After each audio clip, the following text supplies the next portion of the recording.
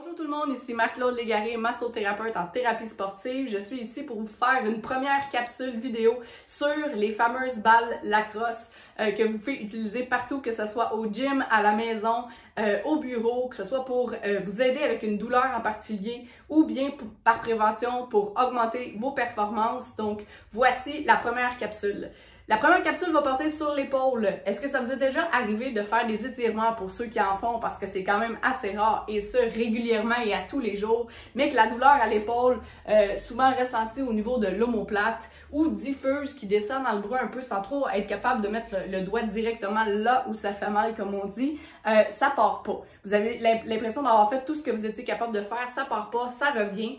Je tiens à faire un gros attention ici, il faut idéalement se faire évaluer par un thérapeute de la thérapie manuelle ou par un médecin au besoin.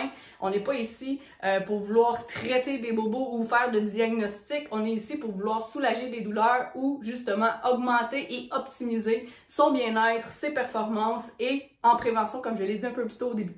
Donc, après l'évaluation, et ce n'est pas le cas de tout le monde, mais je vais vous montrer comment travailler avec la balle sur deux muscles sur l'omoplate qui créent des douleurs qui reviennent tout le temps, qui partent et qui reviennent ou bien qui sont toujours là, ne serait-ce qu'à 1 sur 10 au niveau du dérangement ou de la douleur, de l'inconfort que ça peut créer. Donc, voici la petite balle lacrosse qui est utilisée dans le sport. Par contre, vous pourriez utiliser n'importe quelle autre balle. J'aime bien que ce soit à peu près cette grosseur-là si vous voulez vous fier à ma main. C'est quand même très dur mais mou à la fois. C'est un peu antidérapant et on en vend ici à la clinique au coût de 5 $. Par contre, vous pouvez l'utiliser, comme je vous dis, avec n'importe quelle balle. Il y a des gens qui aiment utiliser les balles de tennis. Par contre, c'est un petit peu plus mou que ceux-là. Et le désavantage, c'est que sur un mur qui a de la peinture, le tissu de la balle de tennis, des fois, va faire glisser la balle sur le mur, alors que ça a un peu un effet antidérapant. J'adore et c'est aussi très bon pour agripper les tissus sur votre corps et les travailler de cette façon. C'est primordial quand on regarde le corps humain de regarder dans son ensemble. Vous avez vu sur les chaînes tantôt. Quand on parle de muscles, on va aussi parler de muscles antagonistes, qui sont ceux qui font l'opposé des muscles visés ou des muscles là où vous avez mal. Alors si on prend l'exemple de l'omoplate, entre la colonne et l'omoplate, où est-ce que souvent il y a des tensions musculaires, chez presque tout le monde c'est assez sensible, ou si les gens ne le mentionnent pas, quand je commence à masser puis je fais des pressions, souvent, je me fais dire « Ah, je savais pas que j'étais coincée ici » ou « Ah, ça a donc bien l'air raide, je le sentais pas moi avant que tu pèses ». Quand je vous parle de muscle antagoniste et de relâcher la chaîne au complet pour aller chercher le maillon le plus faible, là où on ressent de la douleur. Je vais représenter avec l'élastique, la chaîne, les fibres musculaires et avec ma main ici, ça va être l'omoplate.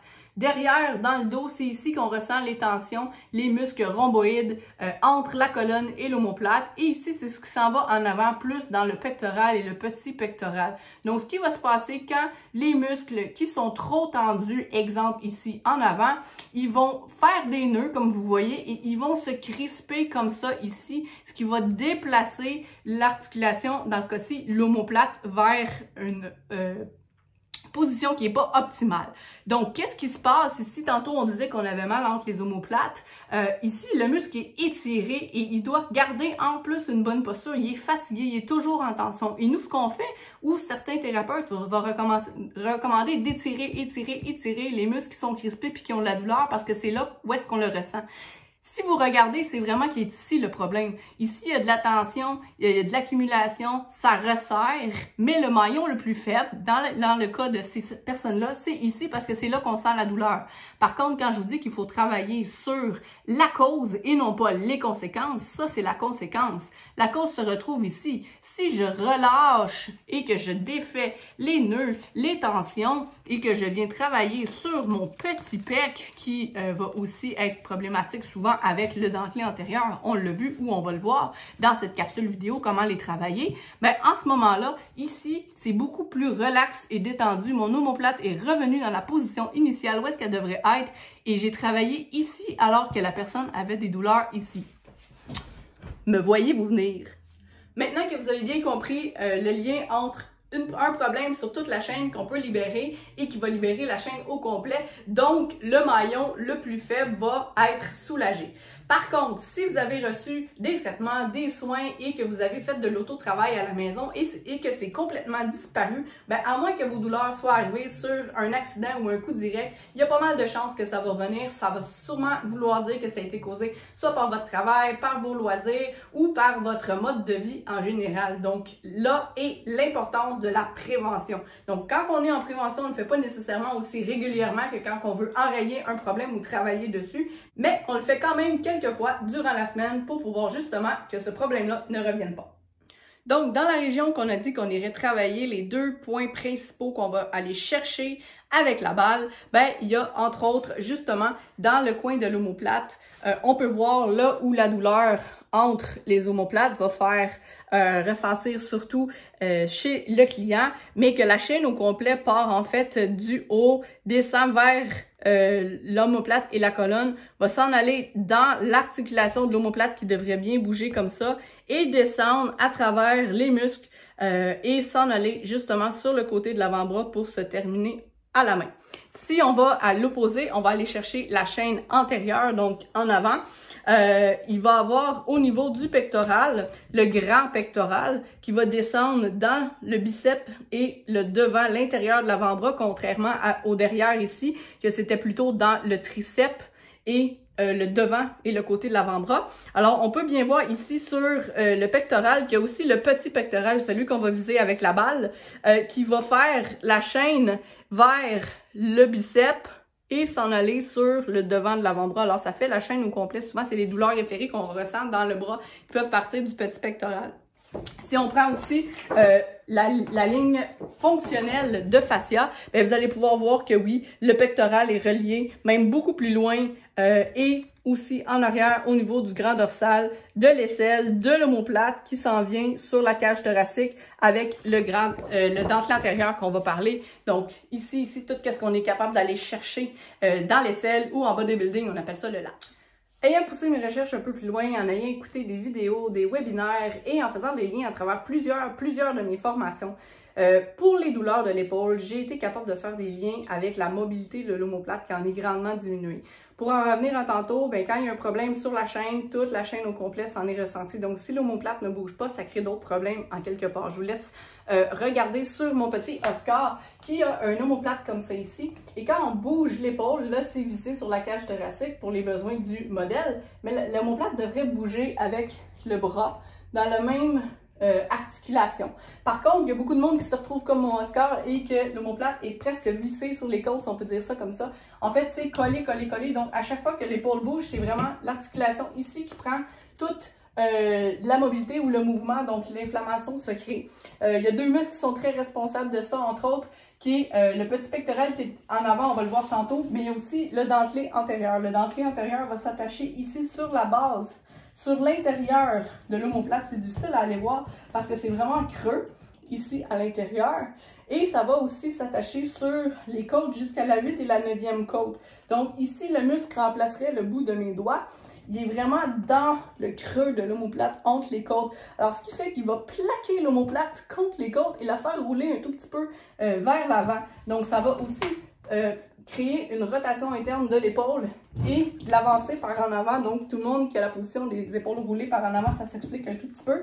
Le pectoral, le petit pectoral, est attaché sur le petit bout d'os qui est ici, qui est l'apophyse coracoïde, qui en fait représente une partie de l'omoplate qui dépasse en avant. On peut le toucher ici sur soi-même. Et il va aussi s'attacher sur les premières côtes. Donc, si vous prenez seulement les bouts de doigts ici, le petit pectoral se rattache comme ça ici. Donc, ce qu'il va faire quand il est trop contracté ou trop rapproché, ben, il va aussi tirer sur l'omoplate de cette façon-là et comme ça ici pour faire coller l'omoplate sur la cage thoracique et la faire rouler un petit peu vers l'intérieur. Donc, les mouvements de l'épaule ne sont pas fluides. Ils ne sont surtout pas harmonieux avec le mouvement de l'omoplate. Ça crée des problèmes et les muscles ne sont pas alignés dans la position qu'ils devraient pour pouvoir travailler à leur plein potentiel. Afin de bien localiser le petit pectoral, laissez-moi vous montrer l'omoplate qui, en fait, se termine aussi en avant sur le petit bout d'os que vous voyez ici. Le petit pectoral va s'attacher de l'apophyse coracoïde aux premières côtes ici. Donc, juste mes doigts, ça représente le petit pec qui, en fait, s'attache sur l'omoplate, qui peut la coller par en avant et la faire rouler un tout petit peu. Plus concrètement sur le poster, tout le monde connaît bien le grand pectoral, mais si on l'enlève, on va retrouver ensuite le petit pectoral. Comme je vous ai montré, il s'attache sur l'apophyse coracoïde et sur les premières côtes ici. Ce qui fait que quand on veut viser le petit pectoral avec la balle, on peut prendre le milieu du pectoral ou le mamelon, viser l'aisselle et aller en plein milieu ici, comme je viens de vous le montrer. Donc, même chose, on prend le milieu du pectoral ou le mamelon, on prend l'aisselle et en plein milieu, on va retrouver le petit pec. On est rendu au temps de vous démontrer l'exercice. Donc d'abord, il faut savoir aller chercher et palper, toucher avec les bouts de doigts pour être sûr qu'on est sur le bon muscle, le dentelé antérieur. On va tout de suite mettre les choses au clair, ce ne sera pas confortable. C'est pas quelque chose qui devrait vous faire mal à en grimacer, vous devriez être capable de rester détendu. Alors le secret principal, c'est la progression. On veut y aller pas trop fort au début pour relâcher les couches superficielles, apprivoiser les tissus, les laisser se détendre un peu, puis plus ça va, plus qu'on va être capable d'aller profond, et ce, de fois en fois qu'on le fait, pas nécessairement tout de suite dans la même séance. Donc, on va allonger le bras devant pour pouvoir sortir un petit peu l'omoplate sur le côté. Avec vos mains, vous pouvez prendre et palper facilement le muscle qui dépasse ici. En fait, il y a le tendon du grand dorsal, le petit rond, le grand rond. Il y a beaucoup de choses qui se passent ici. Un coup que vous allez avoir palpé entre vos mains ici, où est-ce qu'il est votre pouce, vous allez sentir un petit creux qui s'en va vers l'arrière dans l'omoplate. Alors toujours, on va sortir le bras vers l'avant et vous allez peser dans le trou. Vous allez aller dans l'aisselle et vous pouvez monter très très haut dans l'aisselle.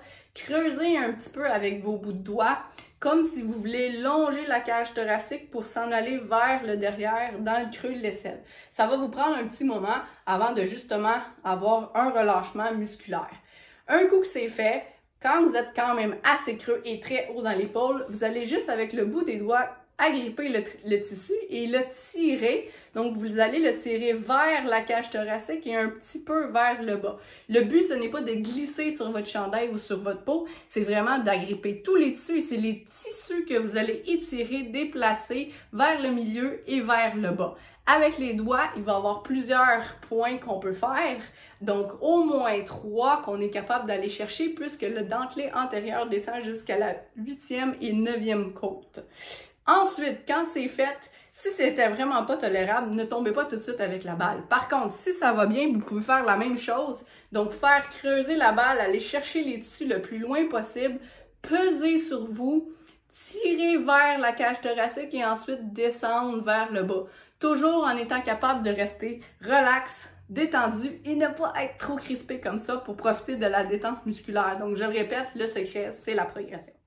J'espère que vous avez apprécié la vidéo et que vous allez avoir aimé travailler avec la balle. Encore une fois, vous pouvez vous en procurer un ici à la clinique au coût de 5 $. Sinon, vous pouvez vous en procurer sur Internet. C'est pas obligé d'être nécessairement des balles Lacrosse, ça peut être des copies ou autres sortes de balles. L'important, c'est de travailler et mobiliser vos tissus comme je vous l'ai montré. Donc, sur le petit pectoral et sur le dentelé antérieur pour les problèmes de mobilité de l'omoplate. C'est sûr qu'on aurait pu nommer plein de choses, mais normalement, ça fait du bien à tout le monde et normalement, c'est tendu chez tout le monde. Alors, pratiquez-vous à chaque jour au moins 2 à 3 minutes par muscle. Donc, vous n'êtes pas obligé de le faire un 10 minutes en ligne. Vous pouvez le faire ici et là dans votre journée. Le soir avant de vous coucher, petit truc rapide, laissez la balle sur la table de chevet, soit en vous levant ou en vous couchant. Laissez-la dans votre sac de gym si vous faites de l'entraînement en ce moment avec le COVID à la maison. Laissez-la sur votre bureau, au travail, laissez-la traîner. Vous pouvez vous mettre des post-it, vous pouvez vous mettre des alarmes sur les téléphones intelligents. Maintenant, vous n'avez plus aucune raison de ne plus y penser. Si je peux vous demander 2 petites choses pour pouvoir m'aider et me redonner un peu en retour, pour pouvoir aider les entreprises, surtout en temps de COVID, c'est vraiment très très simple, c'est très facile et c'est gratuit. Ça vous prendra pas beaucoup de temps. Premièrement, vous pouvez partager la vidéo, c'est vraiment apprécié. C'est là où se trouve notre principale visibilité. Vous pouvez taguer vos amis aussi pour qu'ils puissent les voir et en faire partager tout le monde. Dans mes missions professionnelles, j'ai le but d'essayer d'aider le plus de gens possible à aller bien et vous êtes en mesure de pouvoir m'aider. Alors, merci beaucoup. Faites-moi aussi un petit pouce, un petit j'aime. Ça aide à l'algorithme sur les réseaux sociaux pour que la vidéo soit vue par le plus de monde possible. Merci tout le monde et soyez à l'affût pour les prochaines capsules vidéo, soit sur les étirements, les exercices ou la balle. J'en passe, vous allez trouver plein de choses pour pouvoir vous aider sur mes réseaux sociaux. Merci tout le monde, bonne journée. Suivez-moi sur les réseaux sociaux. Abonnez-vous à ma chaîne YouTube Massothérapie sportive Marie-Claude Légaré, activez les notifications et soyez informés à chaque fois qu'une vidéo va sortir. Voici ma page Facebook Massothérapie sportive Marie-Claude Légaré. Vous pouvez aussi me suivre sur mon compte Instagram Massothérapie petite ligne en bas, sportive petite ligne en bas, MCL. Et mon site web avec tous les blogs ainsi que beaucoup d'informations, massotherapiesportive.ca. J'offre aussi des formations pour les thérapeutes. Rendez-vous sur massotherapiesportive.ca, onglet enseignement. Si vous avez aimé cette vidéo, partagez et faites-moi des petits pouces. Merci!